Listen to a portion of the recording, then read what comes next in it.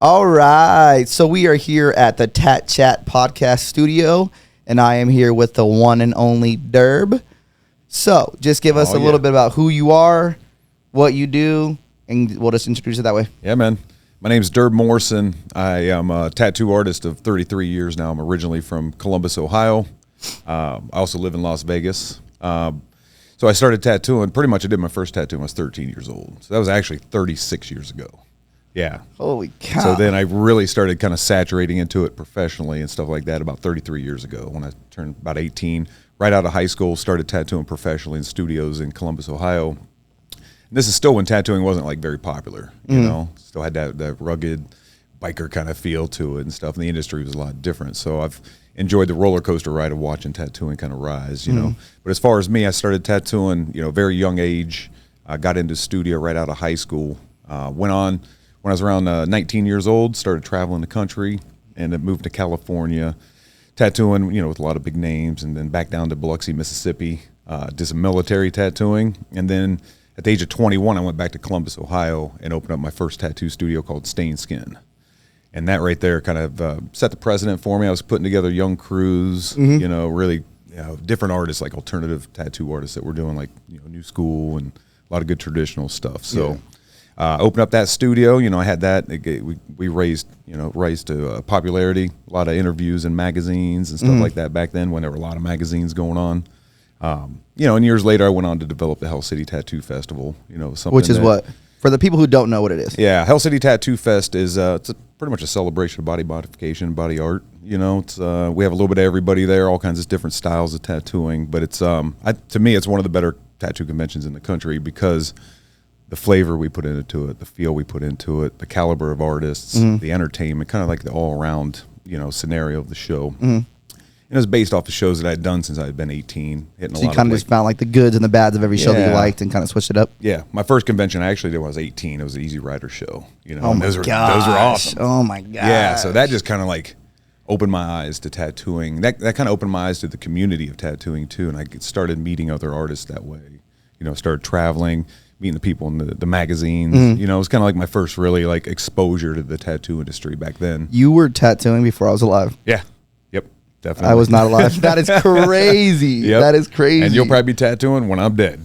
I hope so. I hope so. That's crazy to think about. It's cool that's like a good little startup too, because that's one of the few things I was going to talk to you about as far as like how things were then compared to now. Yeah. There are some people who they can't be honest about the differences. Yeah. There was one thing I was going to say. So I feel like, and I don't think this is for every tattooer. So back in the day, it was a little easier to be in a magazine and that kind of stuff because it wasn't popular. It was the focal point was on you. Yeah. Now there's less magazines and it's like more saturated industry. Hard. Yeah. It is so hard. I've said that too. I go, I almost feel bad for some of the younger artists coming into the industry now because you're not going to get that type of, you know, opportunity for all the magazine interviews. Because back then there was a ton of magazines going on, you know, tons. There's probably 12 different publications back then, you know. So it was easier to get an interview in the, you know, back then. Yeah. Especially they were looking for like young and upcoming tattoo artists. Back then I was doing tattoos, pretty much neo-traditional stuff back then that a lot of people weren't doing. So I was getting a lot of, you know, exposure and coverage, and I went on to write for tattoo magazines. So I was actually a writer for tattoo magazines for over a decade, actually, where they gave me the opportunity to interview other tattoo artists that I had liked. So I had free reign to kind of like you know, interview other artists later in my career and stuff, which is cool. Kind of like full circle type of thing for me, you know? You were in it, then you got to do it behind the scene. It's cool because not a lot of things like where when you're in it, it's really rad, but it's like a completely different scenario when you're behind the scenes and like you get to experience them feeling the same experience that you got. You know what I'm saying? Exactly. That's so rad. And being able to give other artists opportunity that you see, you know, people that are grinding hard and doing really good tattooing. Yeah. So those are the ones like Nick Baxter. I interviewed him. You know, just done a ton of interviews over the years. And then different articles on traveling to different countries. I was the first guy to write an article on tattooing in Iceland. So I wrote, you know, when I think I was 19 or 20, maybe a little bit older, 22, 23. Okay. Yeah, I went to Iceland, researched. There were only 3 tattoo studios in all of Iceland back then. Yeah, Fjolnir, Helgi. There's probably like 40 or 50 easily. Crazy, and they have dude. a tattoo convention in Iceland now too. They do. So, They do. yeah. Actually, I did see that. Yeah, the Reykjavik Reykjavik that's show. crazy. So, you know, I mean, just looking back at the path and stuff like that, like you said, with the magazines and all that, I was very fortunate to be a part of that, you know, that time coming into tattooing. Like I said, I feel bad for artists now because it's definitely going to be a lot harder. There's so many tattoo artists that it's kind of harder to stand out. Okay, that's what I was going to ask you. What do you think separates, like nowadays, dude, there are amazing tattooers I know. I mean, amazing tattooers that no one knows about. Yeah. Oh, yeah. So what do you think separates it? What do you think separates it? Like, how would someone now that, even though they're amazing, get in a fucking magazine? Well, like, how? Because back then it was literally like, if you were super tattooed and you were tattooing, you damn near had an opportunity to be someone or something as long as you ran with it. You know what I mean? Yeah, yeah. I mean, definitely. I think the best way for artists nowadays, and we have Instagram. That's one way. You know, there are still publications. You know, you have Ink Magazine, Tattoo Society, Tattoo Magazine's still out there. Skin and Ink. You know, there's still the hardcore magazines that have been around for a while. So nowadays, I tell kids to get out there and hit conventions, just like we did this past weekend at Hell City. Yeah, get out, meet the industry. You know, because if you can't get as many publications and magazines, you have to physically get out there and put yourself, you know, in spotlight. You know, you got to do things like going to competitions, entering your tattoos in competitions, taking seminars. There's ways to get exposure, and then you're going to meet people that are possibly in the magazines or like that run part magazines. of it. Yeah. Or they have nowadays is more like a digital publication that you can get articles and things like that on. So my best suggestion is get out there, do your guest spots, hit the conventions, travel, be a part of the tattoo community, because that's what's going to resonate. And that's the only way to really kind of get your, you know, get your name and your face out there, is to put yourself out there. Yeah, you kind of have to go out of your way now. You do. You like gotta go for it. You do, because, you know, my generation, you could, we would ship, we'd literally, I'd send out stacks of tattoo, you know, photos. And that's where, so like your generation, well, you're probably even younger, but like a lot of the younger generation saw me in the magazines, you know, with articles and my tattoos and stuff like that. I'm too young, dude. I've literally never seen you in a magazine. Yeah, so exactly. You're at that when magazines stopped. Yeah, I never have. But I was very fortunate to have that coverage and stuff like that. So my generation, that was what it was partaking in the magazines and doing the conventions, you know? Yeah. So not much has changed. The publications, the amount of tattoo artists, so it's, like I said, it's harder to shine. You know, in such a thick industry. But at the same time, I love where tattooing's gone. You know, because I was part of tattooing when kind of had a stigmatic feel to it still. Correct. A little bit. It was still bikerish and criminal and all this stuff that everybody thought. And people still have that mindset. They do. When I first started tattooing, they haven't been exposed. Yeah, I'd interviewed at some tattoo shops that, like, I'd roll up on my Harley and they're like, oh, like, we don't support that here. And I'm like, dude, I'm just riding a motorcycle. Riding a bike. Yeah, like, what do you mean? Like, but they're associating it with the old field tattooing. Exactly. And everybody trying to elevate it to, you know, the fine art that it's become. And it's way more acceptable. Like, I always say I like seeing the roller coaster ride of tattooing. It's going uphill, you know. We are in the Renaissance. Yeah, we're literally modern day rock stars at this point. Pretty much. That's my way to tell people now. Like, people are like, we're the rock stars to the rock stars. You can't be a rock star without your tattoos. Exactly. We're the rock stars to the rock stars. Literally, I was talking about it to someone else the other day.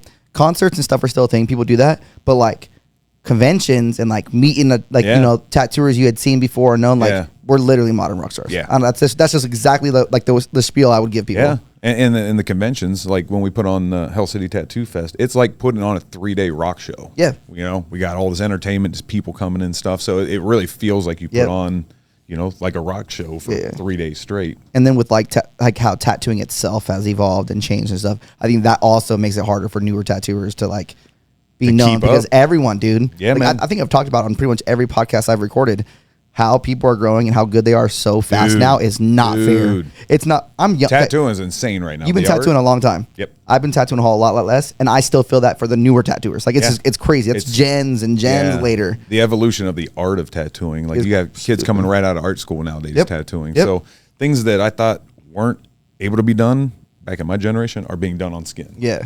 You know, and all these styles that a lot of different styles now have a place within tattooing too. Yeah. Back in the day, like early 90s, if you were doing like stippling and some outline, that's, you know, pretty popular nowadays. People were like, the fuck?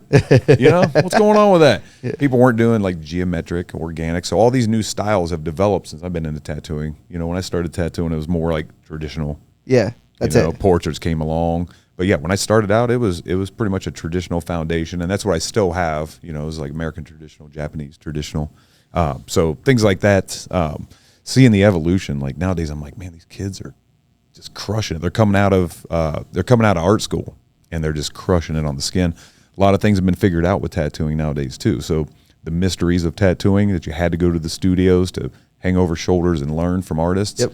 Now you can watch on Instagram. Facts. Yep. So it's a lot easier to schools. learn the secrets. I always say the old timers, the legends are rolling in their graves right now with all the secrets that are given out. Because back in the day, I think that the old traditional, heads and stuff like that didn't want all the secrets out because they foresaw what's going on now. Yep. Either a flooding of, tattooing or a loss of the sacred art type of. Now it's everyone, dude. Like, yeah. Again, being the modern day rock star, everyone wants to tattoo. Yeah. Everyone. Even so artists and not artists. They just want to tattoo. It's as simple as that. Yeah. And you're seeing a lot of people starting to tattoo that, I hate to say this, that weren't into art before. So some of the intention could be either for the popularity. Correct. But I look at people like, were you an artist before you started tattooing? Because if you were, then you're truly that makes sense. The art of it, tattooing. You're not into the popularity of tattooing. I will admit this. I've never drawn before a day in my life before I tattooed. Before you tattooed? But I had started getting tattooed when I was 13 years old. Okay, so you started young. It was the tattoos itself that brought me to it. It wasn't the art necessarily. It was just like I was amazed and at awe. Did you like the look of tattoos on everything, the body? Yeah, everything about it. So it's I may not have had the artistic ability, but there was just nothing keeping me away from just getting tattooed head to toe. Yeah, you know what I mean. Exactly. Like I was like one of 3 kids in my high school that were tattooed. I think tattooing is the most fascinating art form out there. Yeah, it's the most permanent. It's the most unforgiving.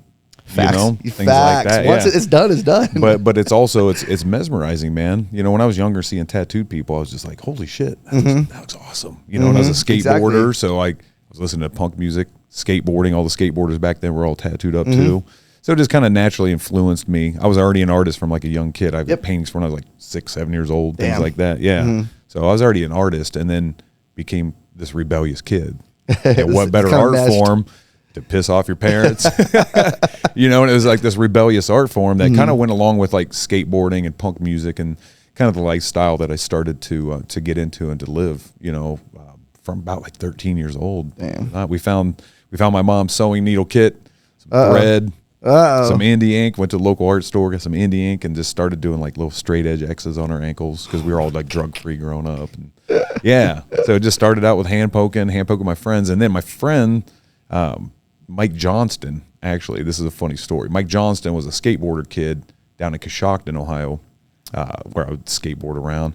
But he lived in kind of like not a halfway house, but kind of like this house where just randos. And there was one guy in there that I was tattooed. I was 16, skateboarding around. He saw that I was tattooed. He's like, "What's up, kid?" He's like, "I used to tattoo in prison." And I was like, "All right, well, you're fitting the mold. You're just living up to all the stigmas right there." But this guy went on to be like, "Hey, man," he gave me a list. He's like, "Bring me electrical tape, a spoon, a cassette motor, guitar string, whatever, an oil stone." I remember the oil stone to sharpen the guitar strings. And I brought him all these parts, a spoon. He wrote everything down. Yeah. He's like, "All right, man, come back in like, a week and I'm going to make you one of the prison machines." But he kept being like, "Yeah, my guy Charlie. I was in there with Charlie, me and Charlie." I was like, "Huh?" I kept hearing Charlie. Yeah. So when I went back to get the machine, he had brought down a picture that he was in prison with Charles Manson. Charlie was Charles Manson, and there was a group, and no shit, dude. Charles Manson, he was locked up with Charles Manson. What the fuck? So the guy that made me my first tattoo machine was in prison with Charles Manson. What? Yeah, true story, man. Saw the photo and everything. Yeah. That's crazy. So with that guy making that machine, it was 1-speed cassette motor. But what we did is, my mind, I go, okay, how can I make this better? I saw how it worked. So my neighbor back then had like train sets and stuff. So we hooked up a train motor thing, which then we could control the speed of the motor. So I could line, I could shade, all this stuff with this not just one rickety prison machine, but I actually got pretty good because I already had art under my belt. So I knew art. The idea of it. Yeah. Once I could learn tattooing and the body and skin and stuff like that, it really, I took off pretty quickly. A lot of my friends knew I was an artist, so they trusted me to kind of do, smaller tattoos. And then I started being able to charge like $25. Oh, it's $25. Yeah, man. So started making a living, paying the old rent with tattooing and stuff like that. And then just stuck with it, man. That, once you see the light that you can turn what you enjoy and what you've liked into a career, you know, and a good, you know, financial career and things like that. Like Run with I it. haven't looked back, man. Yeah, run with it, 100%. Seriously, yeah, I look back, and I just never look back on it. You know, it's the best thing that's happened in my life, and that's why I still get up every day and grind, man. 'Cause it changed my life. You know, it really did. Supply Tattooing company, took me off the tattoo festival, tattooer. Yeah, and it's gone in many directions. You know, originally it was just tattoo studios. You know, I originally worked for a guy, Tim Miller. That's the guy that brought me in, and he was tattooing me underage. And he knew I was underage, yeah, but he didn't give a shit. You know, so I started tattooing with him, and then, you know, moved out. You know, tattooed in Biloxi, Mississippi. I did military tattooing down at the Keesler Air Force Gates for Sailor Moses. So just at that point, just saturated myself in it, you know. And then I came back to Columbus, Ohio, opened up my first shop, and it's, you know, just history after that, you know. But that was back in 1994. I was 1. I was 1 years old. Wow. Yeah. So you're still in diapers, and I'm like, yeah. Open up my You're making shops moves when, exactly. Yeah. That's crazy. But back then too, in Columbus, Ohio, this is in Columbus, Ohio that I opened. So after I moved around, and, you know, I came back to Columbus because I had family and friends, and I felt like I had a good, you know, start of my career there. So when I went back, we were the 6th ever tattoo studio to open up in Columbus, Ohio. And now there's like 110 or something like that. So saturated. It's just blown up. Yeah. You know, but I feel, like I said, I feel fortunate. I feel fortunate to be one of the early pioneers of tattooing in Columbus, outside of Marty Holcomb, Tim Miller, Stoney St. Clair, Bill Mack. Well, what's cool too is you were able to experience that, and you're still alive to experience this. Yeah. Do you know what I'm saying? Yeah. Do you know what I'm saying? Like a lot of people, I mean, a lot of the old cats, Yeah. are not around or not involved. You know what I mean? So you're able to literally all of it. And that's one of the best. That's literally one of the best parts of my career. So Is rad. I got into it young. I've seen the old school, you know, as a part of the old school, and I've been able to ride that roller coaster up and stay relevant within the industry, give back to the industry, you know, and kind of like at the end of the day, when I'm done doing conventions and all that stuff, I want it to resonate that conventions are better, that people paid attention. We raised the level of other tattoo you know, conventions around the country and the world, because we do get a lot of other convention promoters that come in and they go, "How the hell are you doing all this?" And they want to see what makes Hell City different than the other shows. Yeah. You know, just like this last weekend, there was a few different promoters walking through there. You know, so I feel like it's an honor, man. You know, I've worked really hard, but at this point, you know, I'm getting older. I'll be 50 soon. Like 3 months, I'll be 50. Yeah, you old as hell. I know, right? Old as dirt. But I feel like I've really given back to tattooing. I've influenced a lot of people, you know, in other aspects like tattoo conventions, or even like tattoo products. I've invented a lot of tattoo products over the years. Yeah. You know, so just at the end of the day, what I've done with tattooing, I just want it to resonate. If I made tattooing a little bit better, then so be it. And if you didn't? I quit. I'm out of here. I'm working a car wash now. I think like almost every episode, every tattooer has been like, you know what? I'll just go do something else. Fuck it. Yeah. Like, I don't know what else I would do, honestly, because I thought about that. I've tattooed more than half of my life. You know, I've tattooed all of my life. Yeah, exactly. Yeah. So it's almost one of those things like, what would I do? Yeah. You know, I'd get into like painting, you know, but I still wouldn't enjoy it as much as tattooing. I love to paint. I love to do other art forms. But tattooing. Tattooing just, I mean, it can make a bad day turn to a great day. And that's how I feel. I always tell people like a lot of, it's a different, but a lot of people are like, oh, I'm a tattoo artist. Dude, I'm a tattooer. Like to a T. Like I love tattooing. Like drawing's cool, painting's cool. Dude, tattooing is my shit. Yep. So like I will always like people be like, oh, I'm a tattoo artist. I will stand out and legit be like, I'm a tattooer. Like and I think that's my medium. That's where I'm happy. That like I want a tattoo. I don't want to go home and draw on pencil. I want a tattoo. Yeah. You know what I mean? And I think a lot of tattooers feel that way because of the connection with the client. When you're tattooing, Dude, it's a whole experience. Man. Yeah, you get to give somebody an experience, or you get to, like I say, you get to really kind of bond with your client. I know more about my clients than some people probably know about that. You know, like their close friends even. Absolutely, about it, because absolutely. I always say like Dr. Durb's in the house. We're like therapists for our clients. You know, because tattooing is one of those things that you're putting somebody in pain. You're expecting them to sit still. You know, and then what it does is it creates endorphins in people that releases, and they divulge a lot of information to you that they wouldn't tell most people, because tattooers, like therapists, they know that you don't know who they know. You don't know their wife and their kids and their friends, so they can vent, or, you know, and it's your job to be like, all right, and help them get through it, the tattoo. What's cool too is I feel like you have a better chance of because of how it is, you have a better chance of your clients becoming your friends than your friends do your client. Very, very true. Do you know what I'm talking about? Yep. And Like, that's one of the things cool, I dude. enjoy about tattooing. I like that fact that, you know, we get to know our clients so well, and we do, you know, tattooing is such a different experience for people. And I always tell people in like a corny way, I'm always like they'll ask me like, why are you tattooing? And I'm like, dude, have you ever just done something for someone and just watched them look into a mirror? Yeah. And Dude, see how you it's change the your life. corniest, happiest feeling I've ever felt my entire life. But it's very true. And name one other business really on the street where you get a haircut that's going to grow back out. Yeah. We truly change people's lives. Oh, forever, 100%. You know? And it's a cool feeling, bro. It's a great feeling. And nobody else gets to spend time with those clients like you do. Yep. Nobody gets to sit for 8 to 10 hours and hear everything and work together, and you hear some things that you know they confide in you because they know it's a private, you know, it's like a private thing for them. So I've heard some crazy stories, bro, you know, with tattooing. Me too. I never looked at some people the same. Else. Yeah, hell yeah. And I've heard some incredibly sad stories too, where where you have to coach your client through and talk to them. And I've had generally emotional during the tattoo. Yeah, exactly. So I've heard some pretty crazy shit over the years, but at the same time, that's what I enjoy about the art. You know, that connection with the client, same connection with the tattoo, like conventions and stuff. I like the community, and I call it the tattoo family. Yep. You know, to me, that's important because a lot of people don't have that in life. Yeah, it's one of the few things that like it has its vocal point and it stems out to everything else. You know what I mean? Exactly. Whether it's stemming out to a convention, whether it's stemming out to a relationship with your client, or whatever. There's just so many directions and so many options coming from you. Yeah. Doing a fucking tattoo. Yeah.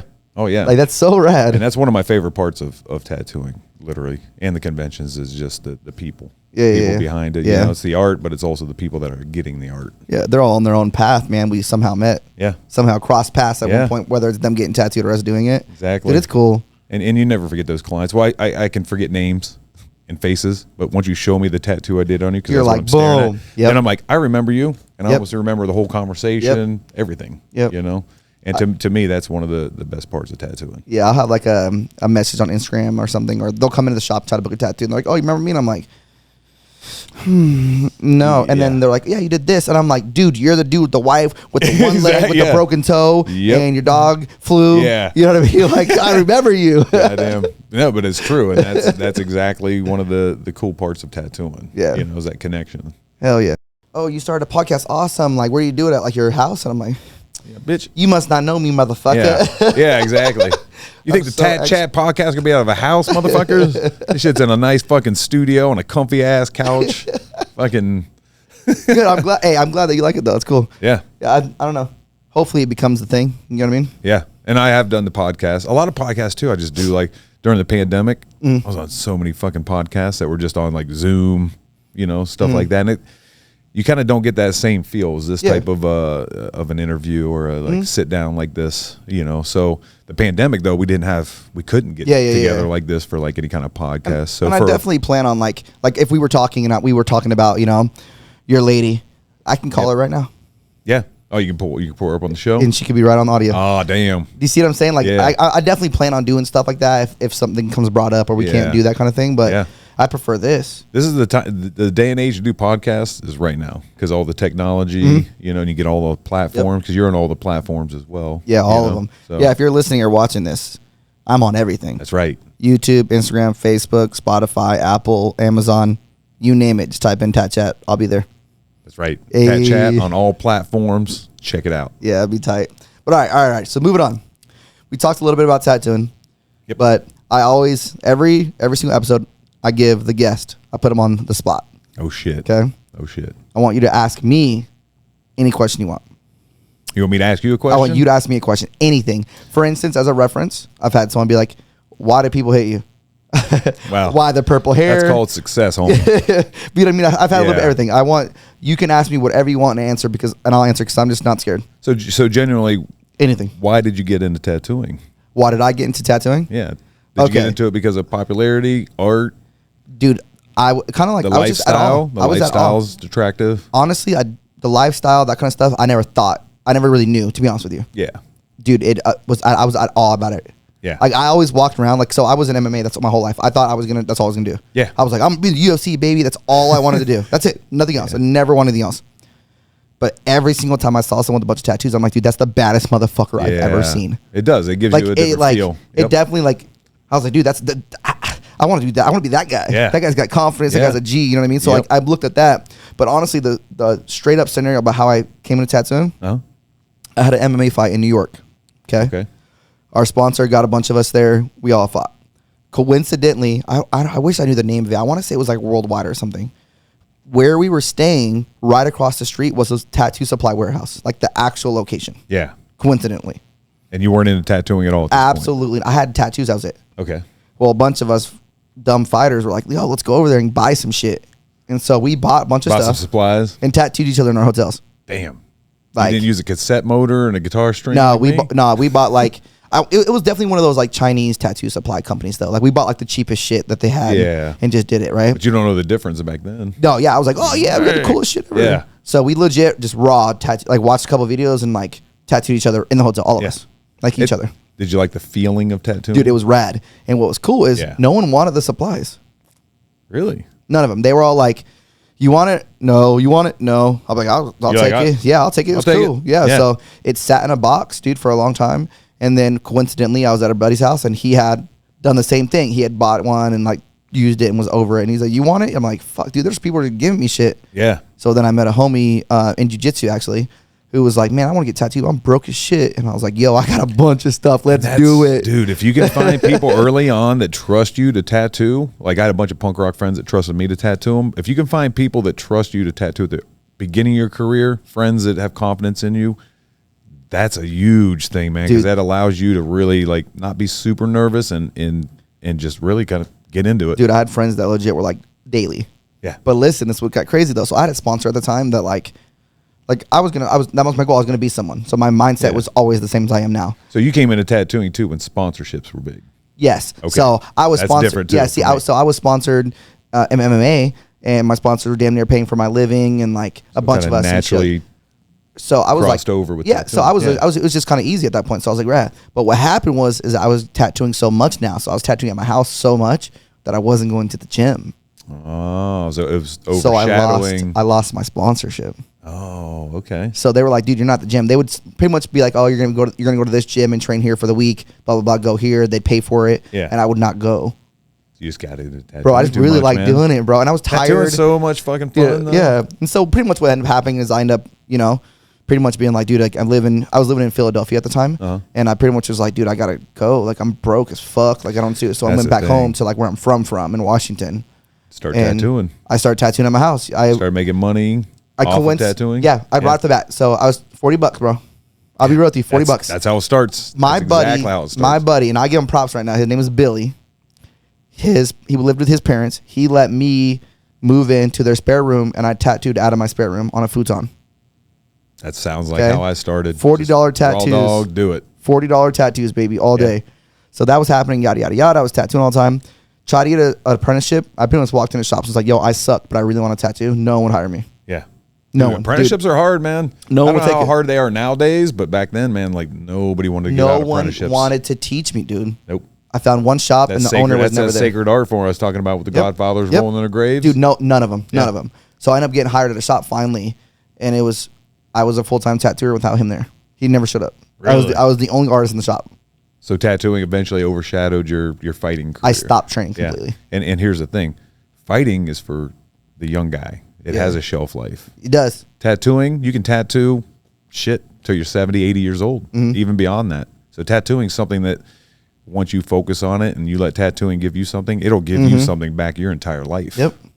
That's and I say that it's changed my life, and it's given me, I say this a lot too, tattooing has given me everything that I have nowadays. My life revolves around tattooing. Absolutely. That every day it's given me so much, I get up to give back to it every day. See, that's an important thing. Honestly, I'm coming in the same mindset. Like I don't know my parents. I grew up in foster care and stuff like that. So like I had damn near had nothing. Yeah. So when I got a little bit, those $40 tattoos, Self-made. 6, 7, 8 times a day. Yeah. Boom. Yeah. Boom. Boom. Once I had a little bit of something, I'm like, dude, tattooing is for me, dude. It is. And I sucked. Yeah, dude, I'm gonna tell you right now. Everybody sucks. No. See, I tell people this, and they think I'm joking, and I'm saying on the podcast because I'm serious. So this is my 8th year tattooing now, officially, and I'm talking about like 8 years. You're still learning, man. Exactly, it's and that's the beginning that's 8 of the journey. years of like total. I'm talking about like even the raw shit. 8 years. Okay, so that's 8 years of tattooing, like for real. Okay, Everything. Like From not the time fighting. you picked up a machine. 8 years. Okay. Okay. I sucked for 5 years. It's not that bad. I sucked the entire time. Like I was really bad. Yeah. I think in my head, I think I sucked when I opened up my shop. How many years you been tattooing now? So, yeah. So I think I would say the day that I tattooed in that hotel for the fight, to this point now, is probably 10 years total. 10 years total. So 2 years being I still fought Yeah. and tattooed at my house. Yep. And then 8 years being like I went back home and I was like, yo, I got to figure out how to make money because I'm broke. Yeah. You know what I mean? You know, what's funny is so you're coming up to the 10-year point. I've always said, you know, with people too, people that want, like, you're doing things like this now within the tattoo industry. Mm-hmm. You've done your time. You've sat. I say, if you want to make money in other ways in the tattoo industry, sit on your ass for 10 years and make tattoos and give to tattooing before you go and cash in on other aspects of tattooing. Yep. Like people that come into this industry that have not tattooed sometimes, and with all due respect, I feel like, you know, that's somebody cashing in on the industry without, you know, being a part of it essentially. Yeah. And I know it takes a little bit of everybody, but I've always said, sit on your ass for 10 years, tattoo, then you can move in and, you know, cash in other ways in tattooing and make other businesses outside of owning a shop. A lot of people own a shop, you know, before the 10-year mark. Absolutely. You know, which is pretty normal nowadays. And honestly, that's kind of like what happens. Like obviously, like I'll say 10 years, right? I mean, like I'm saying even the time I didn't tattoo total. Yeah. 8 years actually tattooing. Dude, but I've owned my shop for probably long, 4 years now. Yeah, exactly. That's what I'm saying. A lot of people, and that's good. I think when people, I don't agree with people opening a studio within like a year or two. Yeah. Because you're still learning. Dude, I was still learning when I opened my shop. You're even learning. I still sucked. Yeah, and you're still learning how to handle the clientele and, you know, scheduling and getting your drawings done. I've always said being a tattoo artist is like being in college. You have your homework at night, which is your drawings. Yep. Get everything ready for the test the next day on the skin. Facts. You know? Yeah. See, and it's a good way to look at it. And the thing about it was when I opened my shop, I knew I wasn't the greatest, but I think I needed to not be fed off of someone. So I didn't need a shop to feed me anymore. Like I needed to make sure that like I kind of was getting lazy. Yeah. Like I was just taking in money. You know, I worked at a really good shop that. Were you just getting tattoos handed to you? Dude, walk in? Nothing. Yeah. Like it was, dude, I was, like Here's I said, I your sucked. stencil Damn near. Yeah. Dude, like I said, I felt like I sucked all the way up until literally like a couple years ago. Well, when like, you're catered to like good, that, you know what I mean? Like you said, it was like handed walk-ins, stencils made, things like that. When you're handing somebody something like that, like you're not as aggressive. And to me, I was making $5,000 a month at a shop. Yeah. That's a good amount of money for someone who don't know shit. That's one of the fascinating things. When you start tattooing, like you love tattooing and you don't really get into it for the money. The money. Or the career part. But I'll tell you what, the first day I tattooed at Tim's studio when I turned 18 right out of high school, and like my dad thought I was a reject for tattooing, pretty much wanted to kick me out of the house and all that. First day I went to work in a studio, I made $600. And that was unfathomable, man. Dude, right? I wasn't even supposed to tattoo the first day. Tim literally is like, all right, man, you're going to be in here for probably 4 to 6 weeks. You're going to be scrubbing tubes, doing this, which I was still doing that. Yep. But he got busy the first day I went to his studio. Like, fuck it, take it. And he got so busy, he's like, you want to do one? And I was like, get it. Yeah, I do. And I remember it was this little eagle with this little sun above us, you know, tiny little thing. And he was hiking over my shoulder. And then when I was done, he's like, want to do another one? And then boom. That first day I did 6 tattoos. $100 a pop? Yeah, $100 a pop, $600 in my pocket. And I was like, I know what the fuck I'm doing the rest of my life. Dude, that's literally it. I know what I'm dedicating my life to, because not only was it something that I found before the money, I found tattooing out just the love of art and the rebellious side of it and things like that. But once I realized I could turn it into a career, support myself, kind of prove people wrong that tattooing wasn't a loser art form or to, you know, bikerish and all that crap. Yeah. And I made that first day I made money. I have not looked back, and I've given everything, all my energy and all my life to tattooing. Yeah. See, and what's cool is I don't know why I had it in my head. Didn't have it in my head that tattooers made money. Yeah. Like I just wanted to do it. And then, I guess I worked at so many shops. And then when I finally got to like the one good shop that like all they had was walk-ins, I was like, dude, I made so much money. Yeah. And I sucked. You can make a lot. I still sucked. Like, I know the thing about when I say I sucked, I was still giving people tattoos they loved. But me, like looking back, I'm like, oh my God. I think there's a lot of tattoo artists cut their teeth in walk-in studios. You know, it's a really good way to learn. Like one of the most times I learned the most about tattooing is when I was 19 years old, still young. Yeah, I was doing military tattooing. So I was doing 6 to 10 tattoos a day down there in Biloxi outside of the Keesler Air Force gates, you know. So, but I had no clue that I'd be making the, you know, the money and stuff like that off of it. But once you find something like that, you just, like I said, you dedicate yourself to it. Yeah. Dude, I knew I wanted to do it, especially when I opened my shop, because I repoed everything. What'd you do? I was broke. I opened my shop when I was dead broke. Dude, think about this. This was only 2017. I got a story for So you. let's be real. So this is not that long ago. I opened my shop in 2017. Yeah. Okay. So I repoed my car. I couldn't afford it. So I got my car repoed. I was living in someone else's house still, So you went through the renting a rough room, point. opening my shop. Like to open my shop, dude, I had no money. Yeah. You know what I'm saying? So I got something for you. I was opening it just for myself. I wasn't trying to get a shop. I wasn't trying to own a shop. Yeah. I just wanted my own hustle. I wanted to travel. I wanted to learn stuff. I wanted to do all myself. Right. But it took everything. Took all my money. Yeah. I was broke At the beginning. Yeah, dude. I think I rode I had my Harley since from the shop that made me the money. I bought a Harley. Yeah. And I had only the Harley, I think, for like 2 years. That's all you rode? So yeah, that's all I Cheap rode. gas. Yeah, exactly. And cheap insurance. Exactly. Dude, I drove like 45 minutes from where I was currently living to the shop at the time. And dude, like it just everything went into it. I was just getting by. And now it's 2022. Now you're doing, dude, phenomenal. Get whatever car I fucking want. Yeah, right. You know what I it mean? does. If you give back to tattooing, it will give back to you. Yeah, you know? It's just cool. But I want to hear the story. Keep wanting. It's funny because I heard you talk about you didn't have anything. Yep. I came back. This is no shit. I came back to Columbus, Ohio. To open up Stained Skin. I had $1,000. I had a Chevette that I had just driven all over the country for years, held together with duct tape and all this crap. Sick. And literally, I found a storefront on High Street, which is the big arts district on High Street. Okay. But back then, High Street was a little more run down. So I talked to the landlord into, they wanted the last month's, first and last month's, but I only had $1,000. The rent was $500. I talked this landlord into being like, can I pay you once I get going, can I pay you the last month's rent? So I paid $500. I didn't have anywhere to live or anything like that. I took the other $500. I put it into paper towels, some business cards, and I lived in my shop. So in the back, this is no shit, man. I had a couch, and then I had a bed. And then I would sleep at night, and no clients knew that I was sleeping in my shop or anything. So I would push the bed up against the wall, push the couch against it, and then I'd put this, covering over the bed so it didn't even look like a bed. Almost a wall, pretty much. And I had my TV back there, so it just looked like this little lounge. But then at night, I would pull the couch, the bed would, fall down, and I'd sleep. Awesome, dude. And I would shower in my buddy's, because I had a buddy that lived up in these apartments up above it, and I would shower up there and sleep down there, And I did that for about 4.5 months when I first opened up my first shop, just dumping my money into the bank account and stuff like that.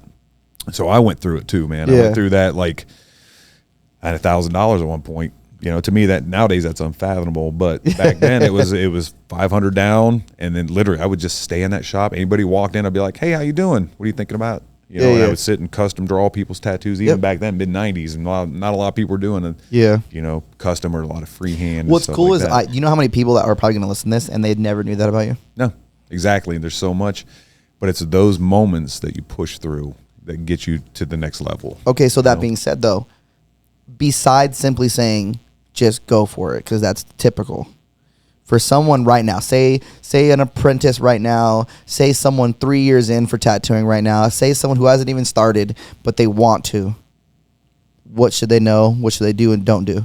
Well, don't say just go for it, because that's bullshit. I don't think going for it, because if you just go for it, there's a lot of other aspects outside of the art of tattooing, like the safety, bloodborne pathogens, first aid, CPR, things you should know about the body, you should know about the skin, So yeah, don't just go for it. Educate yourself. Educate yourself on all aspects of tattooing, not just the art, but the safety, because it's not just you, it's your client as well. It's your studio. It's everybody working in the studio. So that's the main thing, is don't just jump in. Try to get an apprenticeship. Take some art classes. Watch those videos. Go to conventions. Take seminars. Educate yourself. I always say educate to dominate. That's the way to do it. The mind is the strongest and the most valuable thing possible. Yeah, exactly. 100%. So if you just jumped into it, you're gonna be missing a lot of aspects to it that are very essential. So take the journey slow, learn the right way, and that way your tattooing will be so much better in the future for that. If you take those moments at the beginning, dude, absolutely, you'll be better faster. Yeah, or then you'd have to unlearn things or people, So learning from the get-go, educating yourself from the get-go before you jump into the pool of tattooing is to me, it's essential. And then what would you say? No, like don't fucking do this, or you're gonna start growing more gray hair in your beard than you have now. Right? Yeah. Well, I mean, definitely don't get into stress and drama within the industry. Okay. Stay positive. Choose who's around you is another thing, because a lot of You people are who you are around. Yeah, exactly. And a lot of things, like, don't waste your energy on distractions in tattooing that will take your mind away from focusing. Like what? Shit talking, drama. The stuff that we did. And a lot of it, yeah, exactly. But if you think about it, if you look back, typically it's out of spite or out of jealousy for where that person is. Facts. So be happy on your journey. Be happy where you're at. Try to be content. Don't be discouraged, when you're trying to learn to tattoo, and don't get caught up in the bullshit. That's a big thing too with tattooing. Don't get caught up in drama. Don't talk shit about other artists, and stay positive. And push forward. That's the best thing. So I think staying in your own lane. Yeah, kind of stay in your own lane, but also keep friends within the industry and stuff like that. It's really about how you want to come in. It's about how you come into tattooing. It's about how you go. It's about all that. So good intentions coming into tattooing go really, really far. If you come in, you're spiteful, and you think that a lot of people think that the way to get up is by putting other people down. They'll name dig and stuff like that, or they'll just throw names out there so they look like they know people. Oh, dude! But then there's always that this little, drives me nuts. Yeah, and it's like, oh, you met me once, gosh. bro. Oh my God! I'm somewhat hesitant nowadays to give people my energy or give them conversation, because you don't know which direction they're going to take it. Where they're going to be like, yeah, he was cool, or he said this. You just don't know. So I'm very selective about who I give my energy to nowadays, because it's so vital, because it can drain your energy. Drama. Dude, I don't remember. Now that I think about it, I don't remember who it was, but it's so funny. In 2019, Hell City, Phoenix, I don't think I knew who you were like that. Like it wasn't like that, right? Yeah. Someone else had gotten a booth and they had asked me, and then I sent in my stuff and I got it. But someone was like, oh yeah, Durb, the guy who runs this shit, that's my boy, you know what I mean, blah blah blah blah blah. And then I had met you 15 seconds later, and he was standing right there, and he didn't even talk to you. Didn't know who I was. Exactly. I very remember. But he was trying to act like he was was boys with me. Yes, he was like, oh yeah, my boy, he runs this show, Durb, da da da. And again, I didn't know you, so even when you walked up originally, I wasn't like, so you can see his bluff. So he was standing right fucking next to you, and I didn't even know him. Dude, he didn't acknowledge you, and you didn't acknowledge him. And that's what I'm talking about. That is crazy. Right there, yeah. That is so crazy. Yep. It's kind of like we were talking about earlier. Goes right into the same scenario. Is people will talk shit about you. Man, they might even say good things about you, but never have met you, never have seen you, never have had that experience with you, never have literally. You guys walk around the street to each other. You guys probably wouldn't even nod at each other. Yeah. That's crazy. And I've run into that a lot, through the industries. I bet. Which, it's probably a natural thing with people wanting to act like they know people, or to, like I said, throw names around and stuff like that. But I think I've had fault. Like my own fault would be more like not knowing those people. Do you know what I'm saying? Like people are like, oh yeah, blah blah blah, and I'm like, should I should. No. Yeah, literally. Who's Durb? Yeah, literally. Do you know what I mean? Though, that's been my fault. Like, oh man, dude, I can't believe I went to this seminar. It was with this person, and I'm like, on Instagram, I'm like, yo, who the fuck is blah blah blah? You know what I mean? Where do you feel you've made the most connection with artists? Where have you met the most artists? Would you say shops or conventions? Conventions, by far. So honestly. Vastly. So remember, I told you I sucked.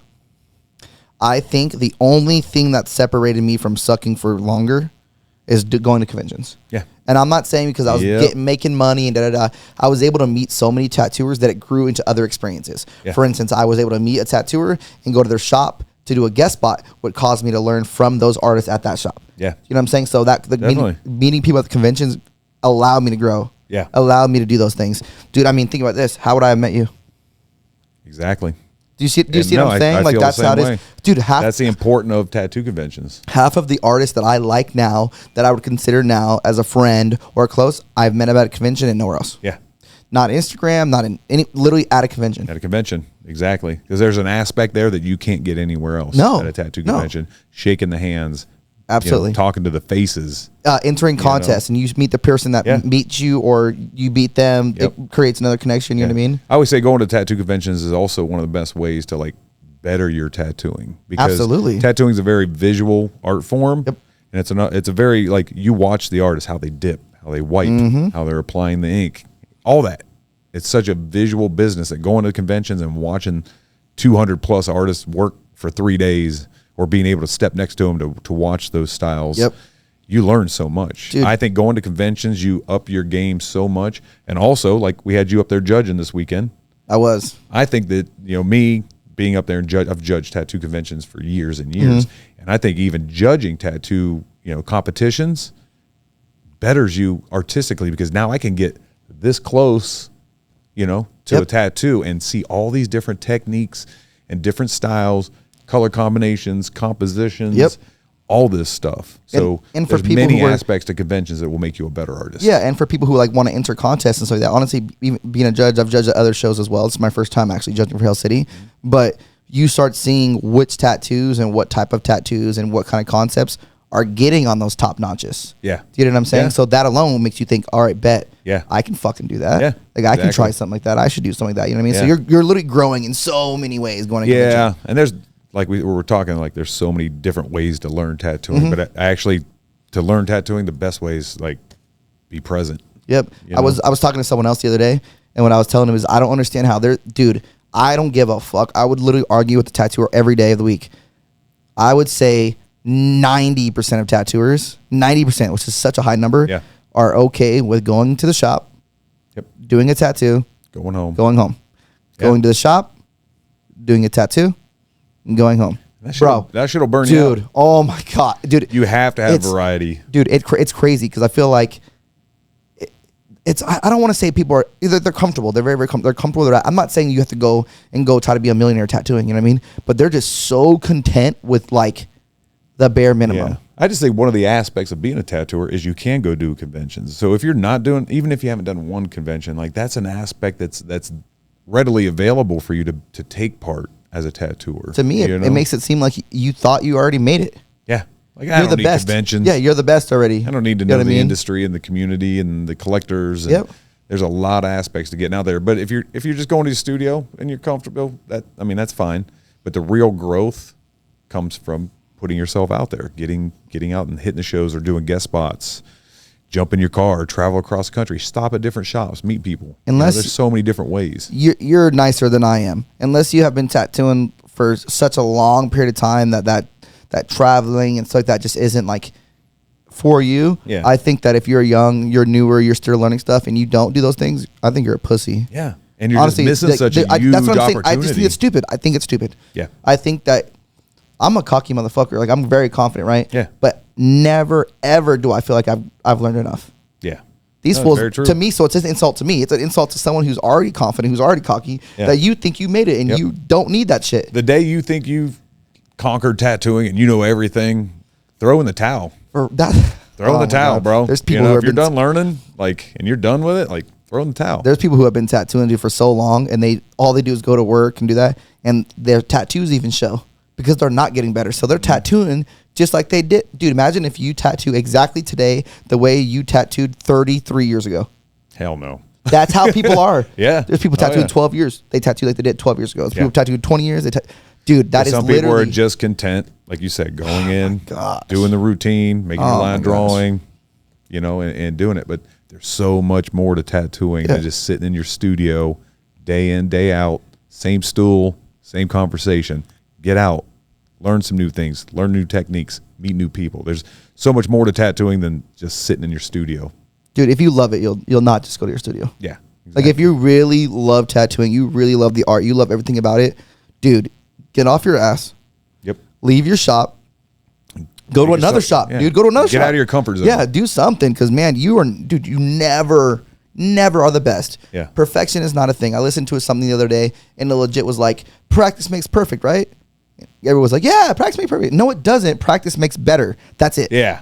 That's it. Is there such thing as perfect? No. There's no. Dude, I've never seen a perfect tattoo in my entire freaking life. No. Ever. There's no such thing as perfect. You know what I mean? So practice makes better. Practice does not make perfect. But if all you're doing is going to work and doing the same shit every day, you're not getting better either. Yeah.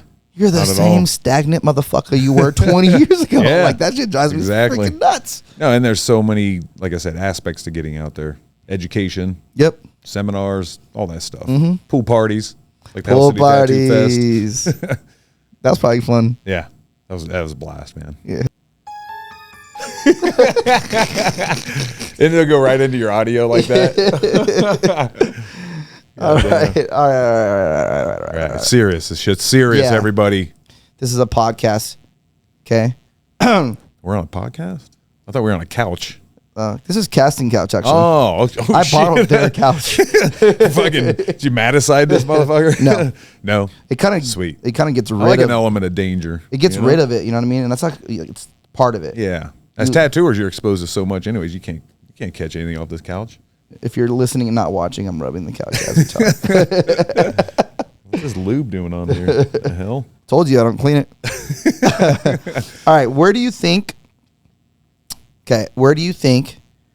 you personally, Hell City, True Tubes, like everything will be, say 10 years. So you will, let's just be clear, you will be 60 years old. I'll be old as dirt. I'll be one of the old timers. I'll be an antique in the industry. It'll be everything. I don't know. You know what? I kind of just see myself where I'm at now. You know, I'm going to continue pushing, but I could see in 10 years us still doing Hell City, whether it's in Ohio, Phoenix, or we're traveling with it. You know, I don't see really. I was asking people, I'm like, when is the finish line for Hell City? You know, and I don't think there really is. When you're not there. Yeah, exactly. So when I determine it's over, it's over. But I could see myself literally in about 10 years when I'm 60, still doing what I'm doing, still tattooing, you know, inventing more products. Like with True Tattoo Supply, I've invented a lot of products. So I love that. So I could see myself still going in that direction. Mm-hmm. And really just continuing to give back to tattooing. I'll be giving the old timer talks about, you know, back in the day, yeah. back in the 90s, back in the 1900s. Crazy. Yeah. So it's, I don't know. I see myself, I'm not going to change my lifestyle. I'm taking tattooing to the grave with me. So I can see me just trying to continue to be an innovator in the industry. You know, I'm not tattooing nearly as much. I got some back issues and things, you know, from tattooing. So I don't tattoo as much, but everything that I do revolves around tattooing. Every email, almost every damn text message, everything is tattooing for me, you know. So I'm not going to give that up. 10 years goes pretty quick. Life goes pretty quick. Yeah. 10 years, I'm going to be doing the same thing. Hopefully just keep elevating, you know. That's my favorite word. Elevate. Literally, my apprentice makes fun of me. Yeah. Every time I say elevate, yeah, she just laughs at me. Yeah, but it's true. That's my shit. Yeah. I just want to elevate. Yeah, and that's what I've been doing all these years. So like you said, where are you going to be in 10 years? Right where I'm at. Yeah. What about, what do you think the tattoo industry will be in 10 years? Ooh, I don't know. I think it's going to continue to grow. I think the art form and the styles are going to continue to get more advanced. I don't know how much more advanced the equipment can get because the process.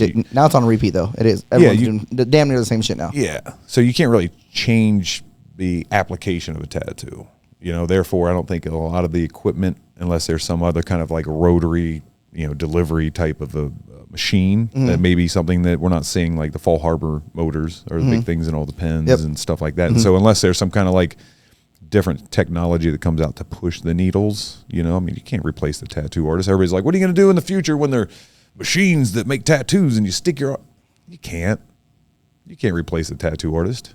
We're one of a kind. You can't replace the experience. No. And that's what's great is no machine's going to replace tattoo artists ever. You know, they might try, but you can't replace the artist. You can't replace the experience with the machine. Facts. You know, Yep. You can't replace the history with the machine. So you can't replace the tattoo artist. So therefore, I'm going to be tattooing till the grave. You're going to be tattooing till your grave. We found something that nobody else finds in life except for the industry, you know, and things that change your life. So yeah, that's the future of tattooing. And I think the industry is going to get better. I think the equipment will get better. Pigments are getting more researched nowadays, you know, so I think things are going to get refined even more and more. The biggest thing I think we'll see is different imagery coming out. Like I was talking about earlier in the podcast, like stuff. Stippling back in my day was kind of like, what? You can put color in that? You know? Nowadays, that's a finished tattoo. So we're seeing these different accepted styles within tattooing. So you think more styles will come I think out. we're going to see, a lot of different stuff. So, you know, the industry, or there's the flip side. Are tattoos going to be unpopular in the future? Is it going to be cool to not be as tattooed? I think it is going to be such honest to God, I think it's going to be such a popularity. Yep. In 10 years from now, it might rising. not It might be kind of like you're the unique weird one if you don't have a tattoo. Yeah. But here's the thing. Tattoos have been around forever. One of man's primal urges is to have their own individuality, to separate themselves. And tattooing does that. It gives you an individual look. It makes you who you are and stuff. So tattoos are fucking awesome. Yeah. And here's the thing too. Honestly, tattoos are as old as cave paintings. They say that we were tattooing ourselves before a lot of language, as a way to communicate with each other, or ranks and tribes, or personal. Back then, like Otzi the Iceman that they found, a lot of his tattoos were, they say, for medicinal reasons back then. Yeah. Whether there was arthritic and the belief that tattoos would heal the body, So there's a lot of different reasons why people wear the tattoos, but tattoos are as old as cave paintings, and they're not going anywhere. Yep. They're just more accepted now, finally more accepted, where people don't look at you. And I think it's more accepted because the normies that originally didn't like tattoos, their favorite athletes are covered in tattoos now. There's more. Everyone they love and they look up to has tattoos. There's more tattoos than there are jersey numbers on the fields nowadays. Yep. So it's tattooing has crossed over this realm where we're now, tattoo people are now in all these, genres that people didn't think tattoo people would reside. Athletes, musicians, literally damn near every person that's got millions and millions of dollars and is making an impact in the world has a damn tattoo. And that's exposing all of them. Yeah, that's exposing that other. I call them normies, or that somewhat normal. Can you name person 5 famous people right now that don't have a tattoo? Tom Cruise. If you're out there, Tommy. Do you have do you have a tattoo? Do you have a tattoo? Arnold Schwarzenegger. He doesn't have one. That's true. Sylvester Stallone does. God damn. But see how hard it is? Yeah. Because you don't know. They might have one little tattoo. That's what I'm saying. That qualifies them. That's saying. One of us. One of us. But no, it's very hard to find somebody that's not tattooed nowadays, because it's an individual thing. It's a mark for them. I love it. Yeah. So tattooing's going nowhere. It's been here forever. It's just now finally accepted to the point where it can grow, where it can expand. So you said where you think you'll be in 10 years? Where you think tattooing will be in 10 years? Tattooing in 10 years is going to continue to elevate. Yeah. Elevate. Where do you think the short period of time that you've known me, where am I going to be in 10 years? Where are you going to be in 10 years? You're still going to be tattooing. You sure? Yes. I can almost confidently say that you're dedicated to this for the rest of your life. I think artistically you're going to get better. I think you're going to have a lot of world travels and stuff like that. You're going to let tattooing take you around the world, get other conventions and make that opportunity. Maybe not right now, but 5-6 years, you might be overseas hitting some of the shows and stuff like that. With the way you remind me of me when I was younger, you're all about it. You're making these moves and you're proactive. You're not reactive. So you're doing your own thing. You're setting up your podcast. You're going to your conventions. You're entering. So I see you just continuing to elevate. And you're going to get better artistically. You're going to get better business wise. All those naturally come. If you wake up every day and you grind with the intent that you have right now, you're going to do nothing but rise to the top. Because I was at one point, the young, aggressive. 30 years ago. Exactly. Pretty much.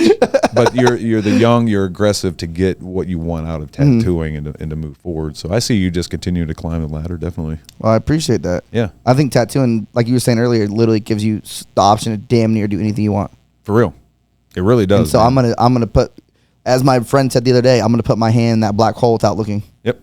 See what happens. That's the only way to do it. You know what I mean? That's what it is. But you know the intention of your path. You know where you want to go. And it's a matter of not losing focus on your goals and pushing towards that mark that you're setting for yourself. If you were to give me a set of advice to make sure I'm keeping on that route, based on the fact that I'm similar to you when you were younger, what would you tell me to I would honestly, you and all the tattooers being at this point, is to take care of your body also when you're tattooing. Like have sex? Yeah, every day. You didn't expect that one. But no, your body is I mean, that's the only thing that you have to make the tattoos. Mm-hmm. So one thing I tell kids too is like I teach longevity of the tattoo artist. It's a seminar I've been teaching for Mm-hmm. about a decade now, believe it or not. But it all stems from physical problems I started having from tattooing. Mm-hmm. You know, I got myalgia paresthetica. I've got herniations in my thoracic spine. I got bulging discs from tattooing. Not jujitsu. Not jujitsu, not at all. I've had knee surgeries and everything else, but the left side of my spine and my back muscles are that much bigger than my right side from dipping ink and twisting before we really knew about the physical problems that can come from long-term tattooing if you're not watching your body and the movements and the twisting, because it's a very stationary job. So therefore you gotta, I mean, stationary stuff can really hurt your body. The way I tell tattooers is like, we sit on a stool, we deactivate our lower body. Yes. And all it is spine, abs, and neck and shoulders in your hands. See how many artists complain about pain in their back, spine, hands, neck, shoulders. You know what's crazy? So you I already feeling it? woke up one day Yeah. and my left lower leg on my shin had the feeling of falling asleep, Yep. but with pain. Sciatica? Okay, so I went to go get it looked at, and that's exactly what they say. They pretty much said that my lower back, from leaning Sitting. over and sitting too long, Yep. I'm not really doing much to like With build your those lower. up to support it. So pretty much Yeah. damn near, they were like, yo, your hips, your glutes, anything that has to do with like your joint or supporting your back Yeah. is butt. Yeah. And it caused an issue with my leg. So like now I don't have the falling asleep feeling, but you can shin kick the fuck out of me if you want. Yeah. It's just not there anymore. But it's things like that's where I tell, like, you know, your generation is like, pay attention to your body. Don't be twisting to dip. You need Yeah, your setups yeah, to be. You right can even there. stand up in tattoos a little bit better. That's what for I've been your trying to body. do lately is just standing up. Yeah. So that's one thing I would recommend to you and to like the younger generation is to take care of your body, pay attention to it. Don't be twisting for ink, you know, sit the fuck up, because it will hit you one day just out of nowhere. And you're young. Wait till you're 50 tattooing for 30 something years. I was gonna say, I was wondering how old I would be if I was tattooing for 33 years. Yeah, how old you going to be? Be older than me? Yes. Okay. Damn. You'd be old as fuck then. I don't age. Yeah. I don't either. Look at See, me. if I Porcelain, if bro. I didn't have the face tattoos, I'd look way younger. Yeah. I thought, how old are you? Yeah, how old do you think I am? Don't fucking lie. Yeah. 80? Close. I bet you're 31 at the most. I'm gonna delete this podcast. All right. He's 22, everyone. Now, I'd say you're probably 24, 25. Ooh, now we're talking. 28. This I'm just is going to Durb go here. within that gap.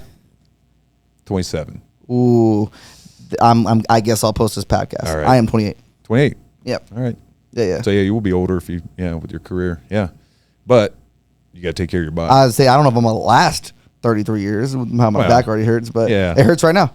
So right now is the time to pay attention to it. Yeah, I've been going to chiropractor and stuff, but Yeah. yeah, I do a lot of for tattooers even younger than me or older than me, and you haven't done shit, I will tell you what, I am 90% gonna tell you I'm like, oh yeah, I don't need a massage, I don't need to do this, I don't need to Have stretch. Holy shit! Yep. When you wake up and you can't feel your lower leg, you're gonna regret it, and you're gonna have to work on it more. Now I'm having to go like 3 times a week Really? to chiropractor to Yeah. get adjusted. I've My been adjustment there. won't work. You know what I mean? So like, Chiropractors didn't work for yeah. me. See, and I can definitely tell in the X-ray itself. You can see it I changing. can see it changing, but I back in line. can't feel it in my body. Does that make Yeah. sense? Yeah. I went to kinesiologists. Kinesiologist kind of digs into a little bit more what the root problem is, where you go to a chiropractor and they're going to keep going Yep. cracking you the same way every time. Pop your neck, Yep. pop your back both ways. Kinesiologist is going to adjust you to the way that will kind of start helping the movement you're having problems with or what side. Plus they'll tell you a lot of kind of educational things about your body too that could be wrong. Like I went to a kinesiologist, he goes, first thing he goes, bet you're, because I was having problems with my spine, he goes, bet you're lactose intolerant. And I was like, yeah, pretty much. I don't have, he goes, bet you haven't replaced calcium in your diet one time, have you? I'm like, no, I haven't. He goes, your spine's starting to break down, lack of calcium. And then he talked to me about pink Himalayan salts and minerals that you need to keep the structure and all that stuff too. So kinesiologist to me was a little more beneficial than a chiropractor. A chiropractor kept giving me sciatica. Okay, so And- yeah, and so that's why I kinda looked at it. giving me I had never problems. been to one, and I was like, I'm going to start here. But that's what I was actually recommended originally. It was like Kinney, whatever the fuck Kinesiologist. it is. Yeah. The thing that I found as a tattooer, and I have this in my studio because I have a big warehouse and all that stuff, is traction. for the tattoo artist, because you're sitting and you're compressing your spine so much when you're tattooing, and leaning over kind of compresses it. The traction, I hang from like my arms, like my elbows, because of where my spine injury is.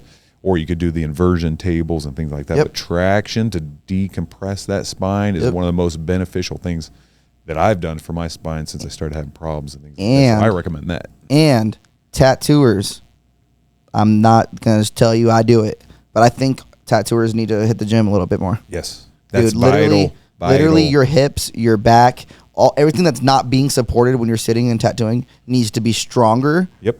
So it can't. So you can do those things. I was told that. I was told that, you know, keeping your core strong, your glutes strong, and keeping your hips strong and flexible is gonna help support you in those really not too great, you know, positions and stuff. So like, if you have a weak core, your body's gonna compensate. Yeah, you're gonna have problems. And let's be real, most tattooers, we thick, boy. Yeah, no, I mean that's a common thing. The tattoo artist thinks about everything else but themselves. Yeah, they think about their clients, getting their drawings done, this, that. You'll throw a shitty fucking hamburger in your face just to get back to your tattoo. But what I tell people is like, take time for yourself as a tattoo artist, because people will let you work yourself to death. They will book every hour if you let them, and you don't give yourself time. People will take your time, and it will end up damaging your body. You know? I have literally grabbed my fucking piercer and put him in the back in front of food, because he will pierce all day and not eat, and just so his clients don't wait 10 minutes. Yep, exactly. And that's one of the number one problems with tattooers. Yeah, listen, you got to stay focused on yourself. For the clients that are out there and you're listening to the podcast, literally, if we need to eat, get the fuck over it, because literally we'll tattoo and we will pierce and we will help you so you can, you know, not wait the extra 10 or 15 minutes so we can just put something in our body, because we'll be miserable the whole time. Yeah. We'll be miserable, but you will be the happy one. So just give us that time, you know what I mean? Yeah. And tattooers take that time, piercers take that time, because it's so much more important than you think. Yep. As a service industry, so yeah, I can see people not wanting to take breaks, but like, we're a little different than most service industries. We sit for 5-8 hours tattooing people. What are you gonna do? Not eat? You have to. That's what I'm saying. My piercer will have like 8 piercings waiting, and I'm like, dude, go eat your food. He'll order food. It'll get busy. Yeah. And he won't eat it. He'll eat it when it's cold at the end of the night. And that's if he eats it at the end of the night, because it's cold now. Yep. Do you see what I'm saying? So I'm like, yo, Austin, go eat. Like, you could tell that he's not feeling a certain type of way. And so I legit will be like, go get food. And he's like, but there's people. I'm like, go get fucking food. Take care of yourself. I'll literally go to the lobby and be like, hey, everybody, my piercer has not eaten today. He's going to eat. If you guys want to wait, that'd be really awesome. If not, he's still going to eat. Yeah. Like, that's what I've been doing lately, bro. Because, like, dude, that's crazy. Because you know what? Clients would be like, yeah, he doesn't need to eat. Yeah. I'm next in line. Do it. Yeah. And that's the God's honest truth, is you need to make time for yourself and, you know, feed yourself and take care of your body. Get up and stretch. That's part of my seminar too, is like, your client gets up to use the restroom, like, stretch. Don't just sit there and look at your phone. Yeah, exactly. Don't get on Instagram every moment. Like, touch your toes, stand up, stretch your legs, get the blood flowing, you know? Yeah. Throw some food in your face. You know, that's definitely my way. Yeah, exactly. Yeah. But smoothies are, you know, there's ways that you can eat during a tattoo. You got a straw. You got a straw in your cup right there. You could have a nice, nutritious smoothie that you don't have to deglove, and you can just reach over and you know, take a sip of it and stuff. So there's ways to take care of your body, you know, with long-term tattooing. But if you don't, you're going to run into problems in the future. Guaranteed, you're running into hip problems, spine problems, neck problems, things like that. So take care of yourselves. And this is coming from someone who has been doing this for 33 years. That has physical problems. Okay, so don't just push off the podcast. Don't just push off what he's saying. He's been doing it for 33 years. Yep. And don't start doing it when you start feeling pain. Make it a part of your lifestyle. Like, I call it a fit life, because most tattooers aren't that fit, because it's a stationary job. You throw crappy food in your face to get to your clients. You get off of work, you go eat, you sit back down at your art table, stationary. You go to bed, you wake up, you shower, you go sit on a stool and tattoo all day. Very little movement with tattoo artists unless you make the time for yourself to get up before you either go into the shop or after the studio. My personal routine is, I get up, I do all my business stuff in the morning, I tattoo during the day. I exercise when I get off of work to relieve my body, relieve the stress, go into a different mode, and then I go home. Don't go immediately home. Tattooers, stop being lazy. Yeah. That's what he's telling you. Stop being lazy, dude. Simple as that. Eat better. Don't be lazy. And be just fully aware of your body. Yeah. Your comfort zone is your demise by far. Man, 33 years of knowledge right there. Y'all motherfuckers better listen. That's right. But that being said, I think that's good for this lovely episode. Thanks for having me, man. Yeah, not a problem. Just one last little rundown: who you are, where's your social media, what should they look for, that kind of thing. Yep, you can find me at Durb Morrison on Instagram, Durb Morrison on Facebook, Twitter, all that good stuff. My personal website is durbmorrison.com, or you can go to durbart.com. You want to see more about my businesses, mainly at the tattoo convention, is hellcity.com or at hellcity, hell_city on Instagram. True Tattoo Supply is another one. You can go to at True Tubes or at True Tattoo Supply online. Yeah, man. So I'm just, we'll keep grinding away. Check out my businesses. You can get to all the links pretty much from my personal page or my personal Instagram, and check it out. And hope to see you guys at future Hell City events that I do. And if you want to check out some of the products I've invented that we put out, go to truetattoosupply.com too. Yes, sir. And I'll put all his links here on the video, audio, and visual. So make sure to click those. But for now, we are out. Make sure you guys like and subscribe, and we will see you next time. Thanks for having me. Woo! Yeah. Yeah.